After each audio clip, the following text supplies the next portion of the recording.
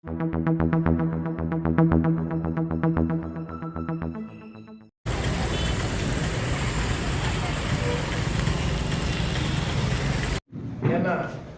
మన శాసనసభ్యులు వెంకయ్య గౌడ్ గారు మాట్లాడిన తీర్పు నిరసనగా మేము మా వీకోట మండలానికి సంబంధించిన మా పార్టీ నాయకులు ఎక్స్ సర్పంచ్ ఎంపీటీసీలు కూడా మేము ఈరోజు ఈ పాత్రికేయుల సమావేశం ఏర్పాటు చేయడం. ఈ సమావేశానికి వచ్చిన పాత్రికేయులందరికీ కూడా పేరు పేరున ధన్యవాదాలు.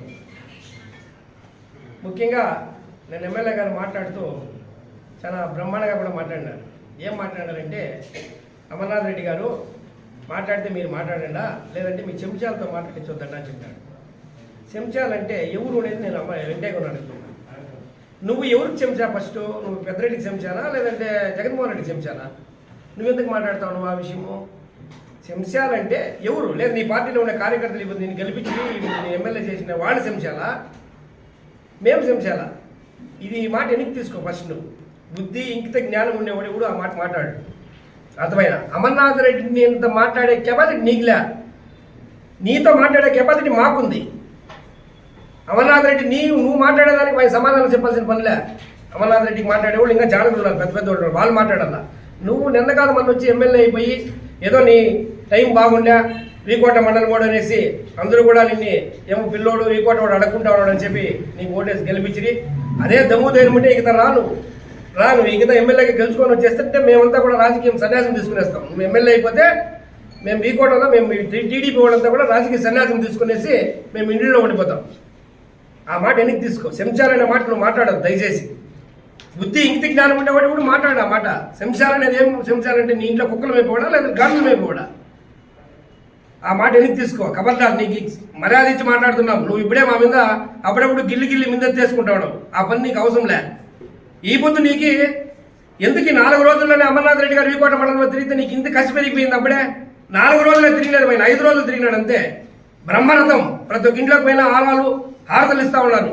వైసీపీ వాళ్ళు రానున్నా మా ఇంటికి తోడుకుపోయి కండవాళ్ళు కొప్తా ఉన్నారు. అవన్నీ చూసి నీకు ఈ రోజు జనం వచ్చేసినట్లుంది. దానికి నువ్వు నిన్ను మాట్లాడుతూ ఉండే మాట చూస్తే ఆ టీవీలో మేము చూస్తూ ఉంటే మాకే ఒక ఆనందం అయిపోయింది. ఎందుకంటే ఆ మొగం ఇట్లు వేసుకొని ఇటు తిప్పుకొని ఏమయ్యా అది? నువ్వు 50 పెద్ద మినిస్టర్ వేసి నువ్వు మాట్లాడతావు అమర్నాథ్ రెడ్డి గురించి. అమర్నాథ్ రెడ్డి నీ సమాధానం ఇచ్చేంత ఇది లేదు. నువ్వు అంటావు నువ్వే మాట్లాడు, నీ చెంచాలతో మాట్లాడద్దని నువ్వు బతికితానన్నావు. మళ్ళీ అదేవిధంగా నువ్వు ఇంకో మాట మాట్లాడినావు, కాణిపాకం రా ప్రమాణం చేస్తామని. నేను కాణిపాకం వస్తా, నీకు దమ్ము ధైర్యం ఉంటే రేపు వీకోట ఎండి ఆఫీస్లో ఒక ప్రెస్ మీట్ ఏర్పాటు చేయి. నీ ఎంపీపీని పిలిపించు. అదేవిధంగా నువ్వురా నీ ఎంపీఓని పిలిపించు. అక్కడ ఏమేమి డెవలప్మెంట్ చేసినామో గత అమర్నాథ్ రెడ్డి గారు 9 సంవత్సరాలు ఎమ్మెల్యేగా ఉండేది గుర్తుపెట్టుకో. 9 సంవత్సరాల్లో కూడా 7 సంవత్సరాలు ప్రతిపక్షంలో ఉండేవి. ఆయన ఉండింది 2 సంవత్సరాలు అధికారంలో ఉండింది. ఆ అధికారంలో 2 సంవత్సరాలు ఆయన ఏం పని చేసినాడు అనేది వీకోట మండలంలో నీ ఎంపీ ఆఫీసులో చూపిస్తా. ఆ ఆఫీస్ నీది. ఇప్పుడు నువ్వు ఎంపీపీ ఉన్నాడు, నీ జడ్పీటీసీ ఉన్నాడు, నీ జడ్పీ చైర్మన్ ఉన్నాడు. అందరికీ చెప్తున్నా, మీకు ఆ 2 సంవత్సరాల్లో మేము ఏమేమి వర్కులు చేసినామనేసి ఏమేమి డెవలప్ పిలిపించు. నువ్వు అదే నీ ఎంపీపీని తోడుకోపోయి మా ఊర్లో ఏం చేసినాడు మీ ఎంపీపీ 5 సంవత్సరాలు ఉండేసి నా ఊర్లో నువ్వు మాట్లాడినావు, మీ ఎంపీపీతో మాట్లాడించినావు. అదే ఎంపీపీని కూడా నేను చెప్తున్నా, ఛాలెంజ్ చేస్తున్నా. రాబోయే ఎంపీపీ మా ఊరికి ఈఏపీలో 1,64,00,000 రోడ్డు తీస్తే ఆ రోడ్డు పూర్తి కూడా అమర్నాథ్ రెడ్డి గారు ఇస్తే ఆ రోడ్డు నిధులతో మేము గవర్నమెంట్ ఉన్నప్పుడే పూర్తిగా ఎంతవరకు చేసి మెటీరియల్ మొత్తం తోలిచ్చి డాములు కడితే గవర్నమెంట్ మారింది, మళ్ళీ రోడ్డు వేసినాడు. దాన్ని నేను వేసినాను, ఎంపీపీ ఏం చేసినాను మా ఊళ్ళో అడుగుతాం. మా ఊర్లోనే సిమెంట్ డ్రైన్లు 3 లక్షల్లో పెట్టేసి నువ్వు 1 లక్ష రూపాయల డ్రైన్ వేసి ఊర్లో వదిలేసినావు. దానికి ఎగ్జాంపుల్ ప్రెస్ మీడియాలో చూడండి వచ్చి వదిలేసి ఇప్పుడు నీళ్లు మొత్తం కూడా కంపు కొడుతున్నాయి. ఏమి అడిగితే ఆడిపోయి వాలంటీర్లోకి అడిగితే దానికి డబ్బులు రాలేదు, నేనేం చేయదు, నా సర్పంచ్ అట్లా ఉన్నాడు. ఇంత మాత్రం నీ ప్రగతి నువ్వు చేయండి. అదే రకంగా నువ్వు మైనార్టీ స్కూల్ గురించి మాట్లాడుతున్నా. నేను కొన్ని వేల కోట్లు తెచ్చి ఇచ్చేసినాను మైనార్టీలకు అంతా. ఏమి ఇచ్చినావయ్యా? అమర్నాథ్ రెడ్డి గారు 35 కోట్లతో నీకు మైనార్టీ స్కూల్ తెచ్చి వీకోటలో శాంక్షన్ చేసి ల్యాండ్ అకాల్మెంట్ చేస్తే ల్యాండ్ కూడా ఇస్తే ఆ వచ్చిన డబ్బులు కూడా రిటర్న్ పంపించే ఘనత నీది. అంత లేకపోతే అమర్నాథ్ రెడ్డి గారు ఉత్తు జీవోలు అని చెప్తివి, బాగానే ఉంది. ఉత్తు జీవోలు అయితే నువ్వు ఎందుకు ల్యాండ్ ఎక్వైరీ చేస్తే మళ్ళీ ఉర్దూ స్కూల్ కాలేజీ పెట్టిస్తామని నువ్వు వీకోటలో ల్యాండ్ మళ్ళీ నువ్వు ఎందుకు తెప్పించుకుంటే నువ్వు ఆ జీవోని లేకుండా పోతే నువ్వు ఎందుకు ఛాలెంజ్ చేస్తావు? 3 ఎకరాల ల్యాండ్ సర్వే చేసి నేను ఇక్కడ కాంపౌండ్ వేసి ఇక్కడ కట్టిస్తా మైనార్టీ కాలేజీ స్కూల్ అని చెప్పినాడు. చెప్తే లేదా నువ్వు ఒప్పుకో? ఇప్పుడు ఉత్తుత్తి జీవోలు అంటావు. అమర్నాథ్ రెడ్డి గారు తెచ్చిన జీవోలు, ఆ జీవో కాపీలు నీకు పిండిస్తా. ఇట్లా చెప్పుకుంటా పోతే ఎన్నో ఉన్నాయి. దీనికంతా కూడా బలంనేరు కాదు. వీకోటలోనే నేను ఈరోజు ఇప్పుడే ప్రమాణం చేస్తున్నాను. కాణిపాకాన్ని నేను రెడీగా సిద్ధంగా ఉన్నాను. నువ్వు వచ్చి నీ ఎండిఓ ఆఫీసులో నీ ఎంపీపీ, నీ జడ్పీటీసీ, నీ సర్పంచులు, నీ ఎంపీటీసీలు పట్టుకోరా. విత్ కాపీలతో వస్తా నేను. దానికి సంబంధించిన డిపార్ట్మెంట్కి సంబంధించిన జేఈలు డీలు పిలిపించుకోను. నువ్వు పిలిస్తే వస్తారు కదా. ఎవరు ఛాలెంజ్ చేశా, దీనికి ఎవరు డబ్బులు ఇచ్చా, ఎందుకు నిలిచిపోయాయని కూడా చెప్తాం మేము. ఈరోజు నువ్వు ఇప్పుడు అమర్నాథ్ రెడ్డి ఈ కాంట్రాక్టర్ నువ్వు కమిషన్ అడగలేదన్నా కాణిపాకాన్ని ప్రమాణం చేస్తాం. ఇప్పుడు చేస్తున్న కాంట్రాక్టర్ని నువ్వు కమిషన్ అడిగేసి వాళ్ళు భయపెట్టించేసి వాళ్ళు భయపంతులు గుడిపోయి బిల్లులు ఇస్తాం లేదా నిలిపోయినారు వాళ్ళు. లేదంటే ఆ రోడ్లన్నీ కూడా ఇప్పుడు పూర్తి అయ్యింది. మాకు ఇలా ప్రమాణం చేస్తాం. రేపే రాను కాణిపాకంలో అమర్నాథ్ నేను ఆ కాంట్రాక్టర్ నేను డబ్బులు అడగలేదు, కమిషన్ అడగలేదు నువ్వు చెప్తే నేను ప్రమాణం చేస్తాను. నువ్వు చెయ్యి, దమ్ము ధైర్యం ఉంటే నీకు. ఎందుకయ్యా ఇట్లా చేస్తావు? ఇది కాకుండా నిన్న కాదు మొన్న బైపాస్ అలాట్మెంట్ కూడా గవర్నమెంట్ పంపిస్తే ఆ అలాట్మెంట్ నువ్వు మార్పించే ఘనత నీది. నువ్వు చెప్తావు ఉత్తుగా. నేను కూడా మినిస్టర్కి లెటర్ ఇస్తాను, మీరు పోయి చేసుకోవాలని. మేము చేసుకొచ్చాక మేము అధికారంలో ఉన్నామా? నువ్వు ఎమ్మెల్యేనయ్యా, ఎంపీ ఉన్నాడు దానికి సంబంధించినోడు. మీ పెద్ద ఆయన, మా పెద్ద ఆయన కొడుకున్నాడు అంటా ఉంటావు నువ్వు. మిథున్ రెడ్డి గారు ఆయన ఉన్నాడు. ఎవిడెన్స్తో మేము చూపిస్తా. వాళ్ళని పట్టుకొని నువ్వు ఉండే ఆ వీళ్ళ అలాట్మెంట్ కూడా నువ్వు మార్పించే ఘనత నీది. ఇది సాక్షులు. ఇప్పుడు చెప్తున్నావు చూడి. ఇదే జడ్పీ చైర్మన్ గారు 17వ తేదీ 12వ తారీఖు తిరుపతికి గడ్కరీ వస్తే నువ్వు అక్కడ పోయి మాట్లాడి పూలారం వేసి వాయికి నువ్వు చెప్పలాదా? జడ్పీ చైర్మన్గా నువ్వు వీళ్ళ మన ఈ తూర్పు వచ్చేదాన్ని మార్పించలేదా? అది నిదర్శనం కాదా? అదే రకంగా ఈరోజు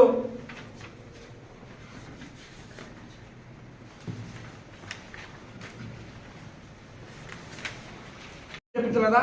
విత్ ఎవిడెన్స్ నువ్వు కూకోబెట్టుకొని నువ్వు మార్పిచ్చేసి ఇప్పుడు మళ్ళీ నువ్వు మేమంతా చేస్తే మా వల్ల కాలేదని చెప్తావా? ఎందుకయ్యా ఈ అబద్ధాలు చెప్తావు? వీకోట మండలానికి 18 పంచాయతీలు ఉంటే 10 పంచాయతీల్లో ఆ రోడ్డు పోతుంది. ఒకే 6 కిలోమీటర్ డిఫరెన్స్కి నువ్వు రోడ్డు మార్పిస్తుంది. ఏమంటే ఒక్కోటి 112 కోట్లు శాంక్షన్ అయితే ఇది రోడ్డు ఎక్కువ జాస్తి వస్తునేసి ఒక 12 కోట్లు తగ్గించేదానికి ఈరోజు నువ్వు కర్ణాటక తీసుకుపోతావు. నువ్వు కర్ణాటకకి ఎందుకు తీసుకుపోతావు అనేదాన్ని కూడా నేను చెప్తాను. ఇప్పుడు దానికి కూడా నువ్వు సమాధానం చెప్పు. రేపు కాణిపాకం పదం. కాణిపాకం కొట్టుకుంటాడు కదా, మేము రెడీగా ఉన్నాం. కాణిపాకం పై 5 బార్ బిలో 2 ఎకరాల 7 సెంట్లు మొత్తం కూడా 87లో 1 ఎకరా 48 సెంట్లు, 6లో 2 ఎకరాల 24 సెంట్లు, 390 బార్ 2 బిలో 75 సెంట్లు, మొత్తము కూడా 6 ఎకరాల చిల్లర. 1 ఎకరానికి 1,20,00,000 నువ్వు మాట్లాడి 25 లక్షలు అడ్వాన్స్ ఇచ్చేది కాదా? అడ్వాన్స్ ఇచ్చేసి మళ్ళీ ఇప్పుడు ఆ రోడ్డు సెంటర్లో పోతామనేసి అదే రైతుతో పోయి ఇది నా వల్ల వద్దు నాకు అయ్యేదని చెప్తాడు. నువ్వు తప్పు కదా? మళ్ళీ పోయి నువ్వు వీళ్ళని దాన్ని మార్చుకొని వచ్చి సైడ్కి పోవాలనేసి ఇప్పుడు నువ్వు చేస్తావని పెద్ద రెడ్డితో మాట్లాడినది ఇక్కడ లేదా? ఎందుకయ్యా నువ్వు అబద్ధాలు చెప్తావు? నువ్వు వీకోట బిడ్డగా పుట్టావు, నేను ఎమ్మెల్యేగా చేసినారు. వీకోటకు మంచి ఆ బైపాస్ ఒక తిప్పయ్యా, నీకు మంచి పేరు వస్తుంది. బైపాస్ని ఈరోజు ఎత్తుకోపోయి నువ్వు కర్ణాటకలో పెట్టేసి మళ్ళీ దాన్ని నిన్న మాట్లాడతావు. బైపాస్ ముందునే ఉంది కదా, చంద్రబాబు నాయుడు ఎందుకు మాట్లాడతారు ముఖ్యమంత్రిగా అంటావు. మంచి బుద్ధి జ్ఞానం పెట్టుకో. ఈ బ్రిటిష్ వాళ్ళ ప్రభుత్వంలో వేసిన రోడ్డు అది, పలంనేరు టు కుప్పం కృష్ణగిరికి తమిళనాడుకి. ఆ రోడ్డు మార్చాక అవుతుందా? దాని ఉండే రోడ్డు సన్న రోడ్డు కూడా చంద్రబాబు నాయుడు వచ్చినాక దాన్ని డబుల్ రోడ్ చేశాడు. నీకు తెలీదా? ఇప్పుడు దాన్ని ఎత్తుకోపోయి నువ్వు కర్ణాటకలో తిప్పుతావన్నావు అంటే ఎంత దౌర్భాగ్యమైన పని ఇది. ఇప్పుడు గ్రామాల్లో పోతామంటే అమర్నాథ్ రెడ్డి గారు పెద్ద ఊళ్ళో అడుగుతా ఉన్నారు, అన్న రోడ్డు మాకు ఇక్కడ చేపిస్తావా లేదా నువ్వు అనేసి. ఏం అమర్నాథ్ రెడ్డికి అధికారం ఉంది ఇప్పుడు చేసేకి? వస్తే డెఫినెట్గా చేస్తామని కూడా చెప్తున్నాడు. మీరు దయచేసి నీ వల్ల అయితే అది చేయి. అది నువ్వు మాట్లాడేది నా కాణిపాకానికి. నేను ఆ రోడ్డు మాట్లాడాలంటే నువ్వు నా కాణిపాకానికి సిద్ధం. మేము చేస్తాం ప్రమాణం స్వీకారం. మా మీ కూడా పనులు కదా. అమర్నాథ్ రెడ్డి గారికి ఏం పని? మేము చేస్తాం.